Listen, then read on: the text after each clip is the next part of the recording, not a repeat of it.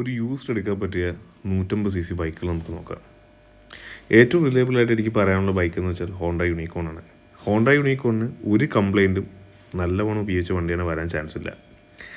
ഇന്ന് ഏറ്റവും കൂടിയ കംപ്ലൈൻറ്റ് വരാൻ ചാൻസ് ഉള്ളതെന്ന് വെച്ചാൽ പിസ്റ്റൺ അല്ലെങ്കിൽ നമ്മുടെ സിലിണ്ടർ കിറ്റിന് അല്ലെങ്കിൽ പിസ്റ്റന് പണി കിട്ടുന്നത് മാത്രമാണ്. അത് മാത്രമാണ് യൂണിക്കോണിന് കിട്ടാൻ പോകുന്ന പണി.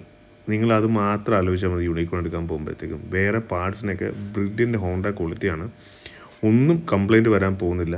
അതുകൊണ്ട് ഒരു യൂസ്ഡ് ബൈക്ക്, അത് ചെറിയൊരു ബഡ്ജറ്റിൽ ഒരു 30,000 രൂപ താഴെയൊക്കെ ബൈക്ക് എന്നോട് ആരും ചോദിക്കുകയാണെങ്കിൽ ഞാൻ കണ്ണും പൂട്ടി റെക്കമെൻഡ് ചെയ്തൊരു മുതലാണ് ഹോണ്ടയുടെ യൂണിക്കോൺ.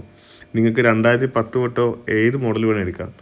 അധികം ഓടാത്ത വണ്ടി ആയിരിക്കും നല്ലത്. കാരണം യൂണിക്കോണിന് എന്താ പറയണ്ട, ഒരു മറ്റുള്ള കമ്പനിയായിട്ട് നോക്കുമ്പോഴത്തേക്ക് എൻജിൻ ലൈഫ് കുറച്ച് കുറവാണ്.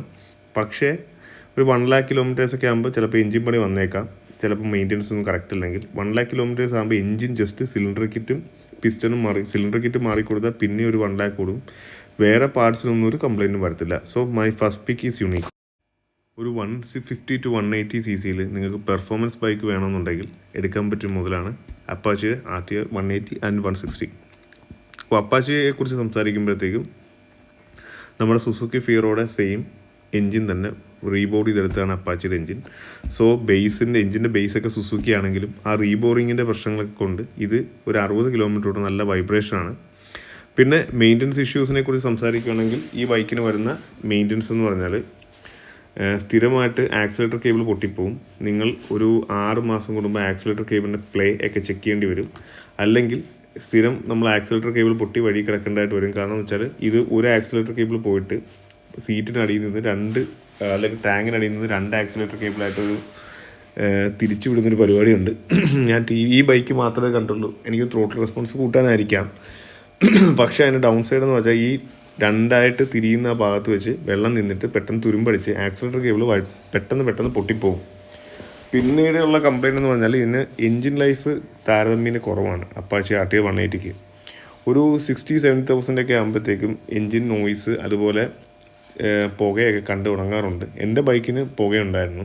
അതുകൊണ്ടാണ് പറഞ്ഞത് ഒരു ചെറിയൊരു സിമെൻറ്റ് മിക്സ് ചെയ്യുന്നൊരു മിക്സറിൻ്റെയൊക്കെ സൗണ്ട് ആയിട്ടായിരിക്കും തോന്നുന്നത്. നമ്മളെ പൾസറിൻ്റെ സൗണ്ട് പോലൊന്നും അല്ല, ഒരു ചെറിയതായിട്ട് നമുക്ക് തോന്നത്തുള്ളൂ. എങ്കിലും അതൊരു എൻജിൻ പണിയുടെ തുടക്കമായിട്ട് കരുതണം. എൻജിൻ നോയ്സ് കൂടും. പിന്നീട് എനിക്ക് പറയാനുള്ള വേറെ പ്രശ്നങ്ങളൊന്നും എനിക്ക് തോന്നിയിട്ടില്ല. ഇലക്ട്രിക്കൽ പ്രോബ്ലംസ് ഒന്നും ഈ അപ്പാച്ചി സീരീസിനകത്തില്ല. എല്ലാം പെർഫെക്റ്റ് ആണ്. ആപ്പാടെ ഈ ആക്സിലേറ്റർ കേബിൾ പൊട്ടുന്നതാണ് എനിക്ക് ഏറ്റവും കംപ്ലൈൻ്റ് ആയിട്ട് തോന്നുന്നത്. പിന്നെ സ്റ്റാർട്ടർ മോട്ടറിൻ്റെ ഇഷ്യൂസും ഉണ്ട്. ഒരു അപ്പാച്ചി RTR 180 നിങ്ങൾക്ക് എടുക്കാൻ പറ്റുന്നതെന്ന് വെച്ചാൽ എനിക്ക് 2017 മോഡലൊക്കെ ഒരു 16 മോഡലൊക്കെ 22-23 രൂപയ്ക്ക് കിട്ടും.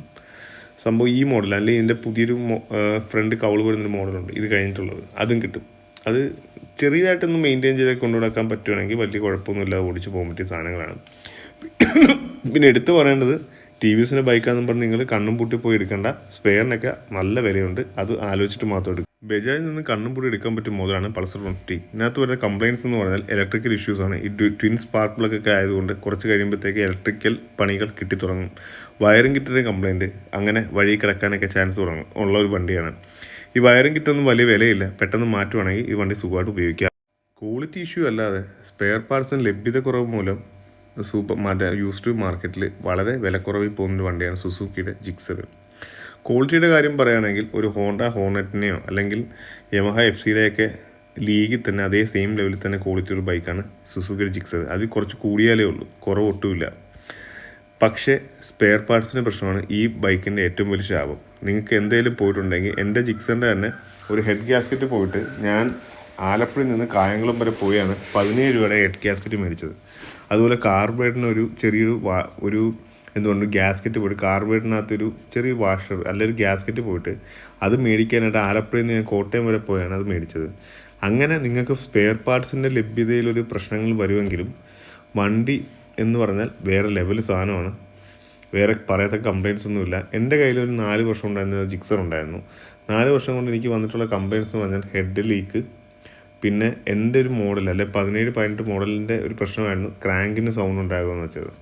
റോക്കറാം ക്രാങ്കിന് ഒരു സൗണ്ട് വരിക, ടൈം എഞ്ചിൻ ഇഷ്യൂ, അങ്ങനത്തെ ചെറിയ കംപ്ലയിൻസ് ഉള്ളൂ. എല്ലാവരും 3000-നകത്ത് നിൽക്കുന്ന കംപ്ലയിൻസുകളാണ് സാധനമാണ്. എങ്കിലും ഇതൊരു വെൽ വർത്ത് വണ്ടിയാണ്. FC കുറിച്ച് സംസാരിക്കുകയാണെങ്കിൽ FC16 മൈലേജ് കുറവാണ്, 40 കിലോമീറ്ററൊക്കെ മാക്സിമം മൈലേജ് കിട്ടത്തുള്ളൂ. പക്ഷേ റൈഡിങ് കംഫർട്ടും പിന്നെ ഹാൻഡ്ലിംഗ് ഒക്കെ വേറെ ലെവലാണ്, മാരക വണ്ടിയാണ്. പക്ഷേ ഇനി വരുന്ന കംപ്ലയിൻറ്റ്സ് എന്ന് പറഞ്ഞാൽ കാർബറേറ്ററിൻ്റെ കംപ്ലയിൻ്റ് ആണ്. ഒരു 100 FC എടുത്തിട്ടുണ്ട്, അതിനകത്ത് 99 FCക്കും കാർബറേറ്റർ കംപ്ലയിൻ്റ് ഉണ്ട്. കാർബറേറ്ററിൻ്റെ കംപ്ലയിൻറ്റ് വന്നിട്ട് ഭയങ്കരമായിട്ട് ഓവർഫ്ലോ ആവുകയും അങ്ങനെ ഓവർഫ്ലോ ആയിട്ടുണ്ടെങ്കിൽ വണ്ടി ഓട്ടത്തിൽ ഇങ്ങനെ പെട്രോൾ പോയിക്കൊണ്ടിരിക്കുകയും ചെയ്യും. അങ്ങനെ വന്നിട്ടുണ്ടെങ്കിൽ നിങ്ങൾക്ക് കാർബറേറ്റർ മാറേണ്ടതായിട്ട് വരും. കാർബറേറ്ററിന് എങ്ങോട്ട് 4500 രൂപയോളം വില ഉണ്ടായിരുന്നു ഞാൻ മേടിക്കും, അതായത് ഒരു 2018-19 സോ കാർബറേറ്റർ പണി മനസ്സിൽ വെച്ച് വേണം FC എടുക്കാനായിട്ട്. പിന്നീട് വരുന്ന പരിപാടിയാണ് കംപ്ലയിൻ്റ് ആണ്, സെൻറ്റർ ഷാഫ്റ്റിന് തേയ്മാനം വന്നിട്ട് വണ്ടി ഗിയർ ഇട്ടാൽ അനങ്ങത്തില്ല, അങ്ങനെ തന്നെ കിടക്കും. അതുകൊണ്ട് നമ്മൾ FC എടുക്കാൻ പോകുമ്പോഴത്തേക്കും ആ ചെയിൻ സ്പ്രോക്കറ്റുള്ള ഭാഗത്തെ കവറൊന്ന് അഴിച്ചിട്ട് അവിടെ വെൽഡ് ചെയ്ത് വെച്ചിട്ടുണ്ടാകും. ചില ബിരുദന്മാർ വെൽഡ് ചെയ്ത് വെക്കാറുണ്ട്.